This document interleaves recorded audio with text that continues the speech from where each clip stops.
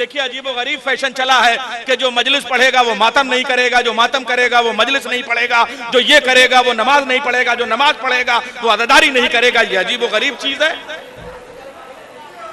भाई। यहाँ तो जो अज़ादार है वही मातमी है, जो मातमी है वही नमाजी है, जो नमाजी है वही मजलिसी है। यहाँ कोई फर्क ही नहीं है। मैं क्या उम्दा शेर उन्होंने पढ़ा के साहब, हाथ उठते नहीं जिनके कभी मातम के लिए। ऐसे लोगों को उनको महफिल में बुलाने की जरूरत क्या है। ह्यूस्टन में जमील मूसवी ने क्या उम्दा मिसरे पढ़े, मैं पेश कर रहा हूं, सुनिए। अजीबो गरीब अंदाज के वो मिसरे कहते हैं, दिल मेरा खाना काबा की तरह है जिसमें, दिल मेरा खाना काबा की तरह है जिसमें मेरे मौला के अलावा कोई आया न गया।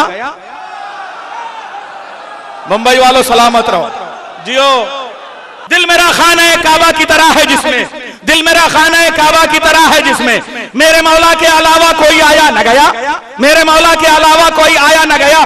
जश्न मौला में वो आते